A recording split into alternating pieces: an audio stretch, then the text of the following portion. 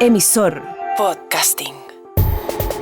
Argentina no deja de sorprender. Se realizó la primera vuelta presidencial en el país gobernado por Alberto Fernández con una participación del 74% del padrón y los resultados se escaparon de todas las predicciones. El oficialista Sergio Massa ganó la primera vuelta con un 36,6% de las preferencias, seguido por el excéntrico derechista libertario Javier Milei, que apenas superó el 30%. De esta forma, Massa y Milei deberán medirse en segunda vuelta el próximo 19 de noviembre.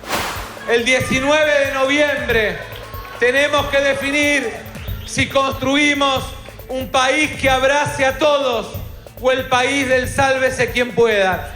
Voy a abrazar a cada argentino y a cada argentina. Hagamos la revolución liberal. Se puede cambiar y existe una Argentina posible si ese futuro es liberal. Por lo tanto, vayamos a pelear por las ideas de la libertad.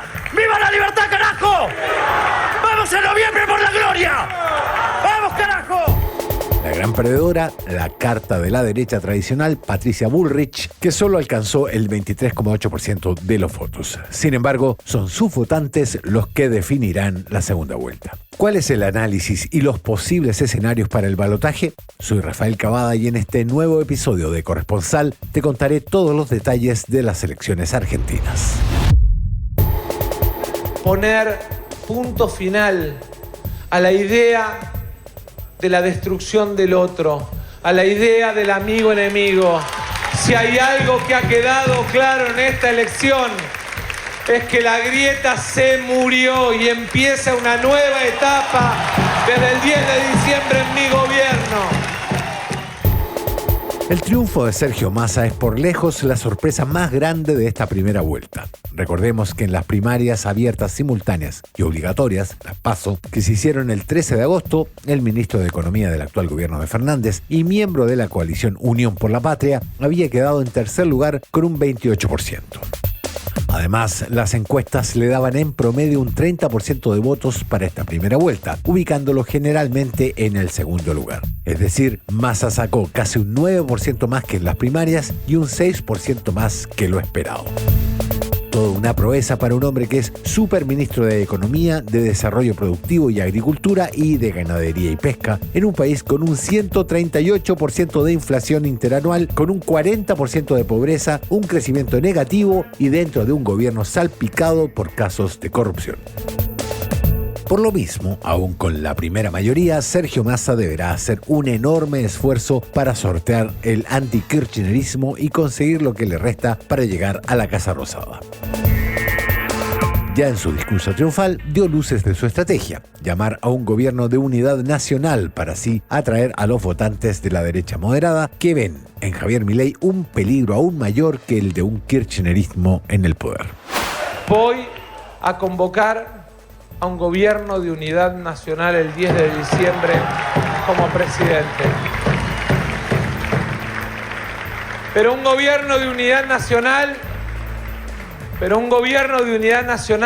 construido sobre la base de convocar a los mejores, sin importar su fuerza política, y no sobre la base de acuerdos simplemente partidocráticos, porque creo que es muy importante que tengamos la capacidad de abrir una nueva etapa institucional en la política argentina. Massa también hizo un guiño a aquellos votantes preocupados por las políticas económicas radicales de Milei, como el fin de algunos derechos sociales y sobre todo la dolarización de la economía. Y que tenemos que mejorar el ingreso en salarios y el ingreso de aquellos que todavía están en la economía popular. De esos miles y miles de jubilados, decirle a cada argentino y argentina que voy a ser el presidente del trabajo y de la seguridad por sobre todas las cosas, y que ese es mi mayor compromiso. Pero por más que haga gestos, y aunque sea del sector más moderado y de centro izquierda del peronismo, la trayectoria de Massa conspira contra su objetivo de atraer a votantes antikirchneristas. El ganador de la primera vuelta es abogado, tiene 51 años, fue diputado por el peronismo con solo 27. Participó en el gobierno de Duhalde y de Néstor Kirchner a cargo de la Administración Nacional de la Seguridad Social. Fue jefe de gabinete de Cristina, alcalde, diputado y candidato a la presidencia en 2015. Es decir, es un político de larga trayectoria que, salvo por una etapa puntual en la que se distanció de los Kirchner y los criticó duramente, ha estado ligado por años al kirchnerismo. Por esta razón, no le será fácil conseguir votos de la derecha. Con lo que sí puede contar Massa es con los votos del peronista Juan Schiaretti y de la abanderada del Frente de Izquierda Miriam Bergman, que en esta primera vuelta sumaron en conjunto casi un 10%. Al ser candidatos de izquierda radical, desde el comando de Massa cuentan estos votos como suyos por defecto. Quiero hablarle a esos miles y miles de radicales que a lo largo y a lo ancho de la Argentina comparten con nosotros valores democráticos como la educación pública, como la independencia de poderes. Sacando la calculadora con el 36,61% que el candidato oficialista sacó en primera vuelta, más ese casi 10% de Schiaretti y Bergman, a Massa le estarían faltando poco más de un 3% para conseguir la presidencia. Eso en el escenario más optimista de su comando. Pero en las elecciones los números no siempre funcionan. Bien lo sabe el hombre que obtuvo el segundo lugar, Javier Milei.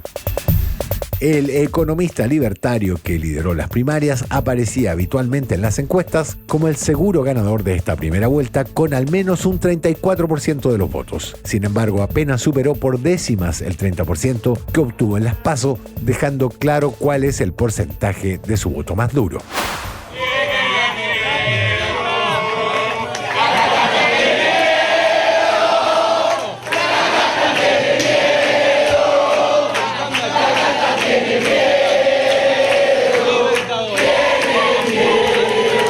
Como los votantes radicales que quieren que Milei barra con la casta política y acabe con el peso argentino no fueron suficientes como para ganar en la primera vuelta, el polémico candidato deberá buscar los votos de la derecha más moderada, es decir, los de Patricia Bullrich.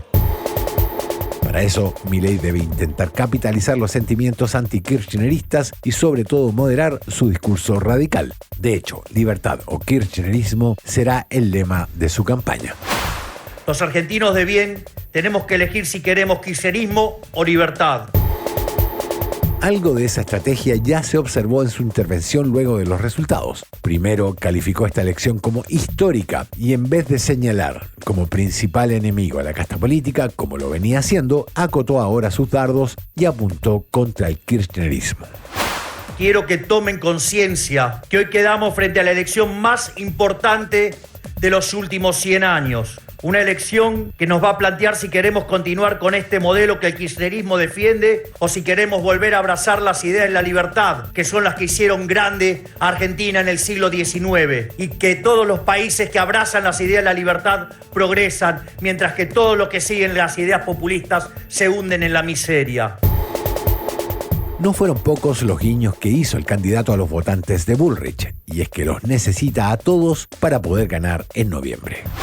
Hoy es un día histórico porque 2/3 de los argentinos votaron por un cambio. Votó por una alternativa a este gobierno de delincuentes que quiere hipotecar nuestro futuro para permanecer en el poder. Durante todos estos meses, la campaña hizo mucho de los que nos queremos un cambio nos viéramos enfrentados. Por eso, yo hoy vengo a dar por terminado ese proceso de agresiones y de ataques y estoy dispuesto a hacer tabula rasa, barajar y dar de nuevo con el objetivo de terminar con el kirchnerismo.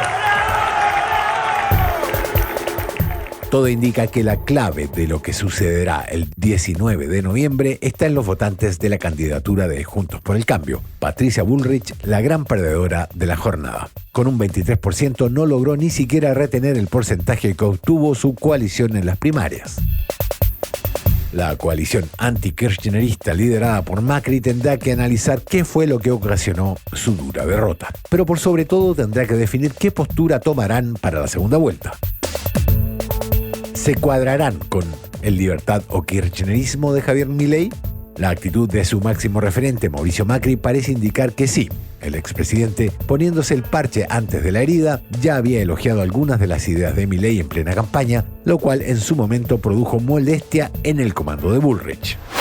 Hay un área de intersección entre las cosas que él predica y las cosas que yo he predicado siempre y que ahora también varios dirigentes del espacio predican, ¿no? Con la derrota de Juntos por el Cambio, el escenario anti-Milei cambió. De hecho, en el discurso post-elecciones, Bullrich, acompañada del expresidente Mauricio Macri y de su rival de las primarias, Rodríguez Larreta, entre otros altos mandos de Juntos por el Cambio, hizo algunos gestos que podrían interpretarse como un posible espaldarazo al libertario. Primero, no quiso felicitar al ganador Sergio Massa, marcando una postura abiertamente anti-kirchnerista. Y no soy yo quien va a venir a felicitar a que vuelva al poder quien ha sido parte del peor gobierno de la historia argentina. Y segundo, aseguró que su posición será la del cambio.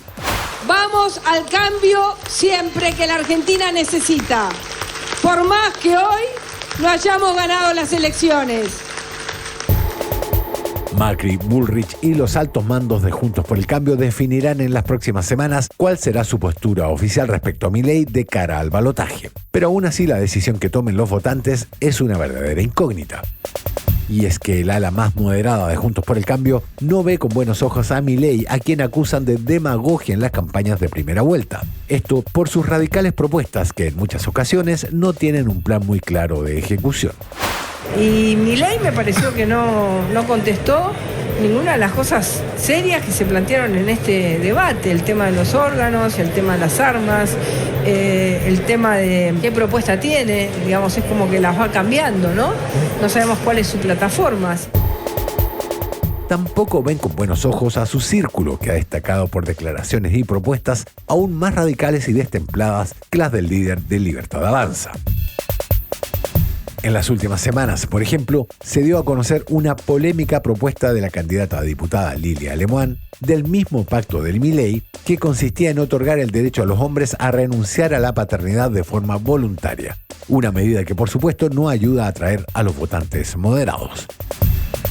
Otro ejemplo similar fueron las declaraciones de Alberto Venegas Lynch, quien habló en el cierre de campaña de Milei y dijo que había que romper relaciones con el Vaticano, espantando a parte de la derecha católica. Esto se suma a las duras críticas que el propio Milei ha hecho al Papa Francisco, incluyendo insultos.